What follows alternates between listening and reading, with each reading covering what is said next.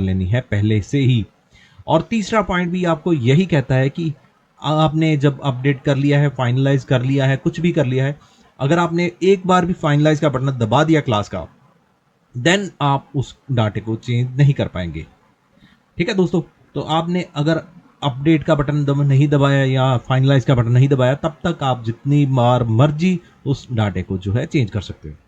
तो चलिए बढ़ते हैं। तो जैसे दोस्तों आप मेरी स्क्रीन पे देख रहे हो, कोई मेरे पास दो जो बच्चा था 2024-25 का, उसका यहाँ पर डिटेल आ चुका है।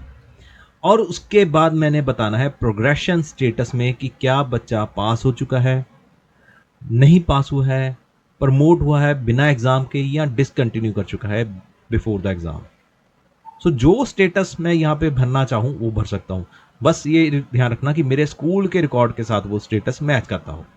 अब जैसे मैंने यहाँ पे प्रमोटेड पास्ड विद एग्जामिनेशन कर दिया, तो सबसे पहले तो वो मेरे पास पूछ रहा है कि कितने परसेंट मार्क्स आए हैं, क्योंकि मैंने पास्ड विद एग्जाम किया। अगर मैं विदाउट एग्जाम करूंगा तो ये देखिए, अब मेरा परसेंटेज मार्क्स वाला कॉलम जो है वो डिसेबल हो चुका है। सो नेक्स्ट जो आ जाता है कि प्रमोटेड मैं कर देता हूँ। जैसे प्रमोटेड कर दिया मैंने यहाँ पर। अब मेरे को बताना है सबसे पहले तो परसेंटेज ऑफ मार्क्स। अब यहाँ पे टोटल नंबर नहीं हमने भरने हैं, हमने भरना है सिर्फ परसेंटेज ऑफ मार्क्स।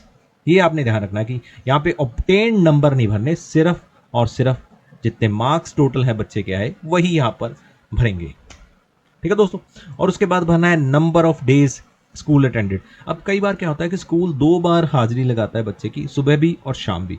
अब यहाँ पे हमने उस हाजिरी को 2 बार काउंट नहीं करना है, हमने एक बार ही काउंट करना है।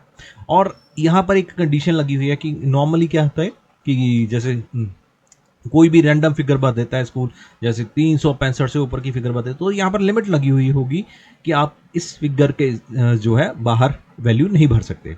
जैसे कि यहाँ पे मैं 0 अगर छोड़कर अगर इसे सेव करना चाहूँ और यहाँ पे स्कूलिंग स्टेटस बता दूँ कि स्कूल सेम क्लास स्कूल में ही पढ़ रहा है या टीसी लेकर जा चुका है। अब यहाँ पे ये चीज़ का आपने ध्यान रखना है दोस्तों कि जैसे कि कई बार क्या होता है कि बच्चा जो है हमारे पास था लास्ट ईयर में, एग्ज़ाम पास कर चुका है, पर वो बच्चा जो है हमारा स्कूल छोड़कर जा चुका है। तो यहाँ पर हमने उस केस में लेफ्ट स्कूल विद टीसी की ऑप्शन यूज़ करनी है।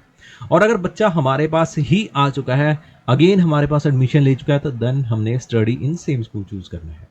ये आपने बात का ध्यान रखना है। यहाँ पर आपने गलती नहीं करनी है कि बच्चा अगर जा चुका है आपके स्कूल से, तो आप स्टडी इन सेम स्कूल कर दें। यहाँ पर वो प्रॉब्लम आएगी कि आपको बच्चे का नाम डिलीट करने के लिए जो है रिक्वेस्ट स्कूल की तरफ से, दूसरे स्कूल की तरफ से आएगी फिर।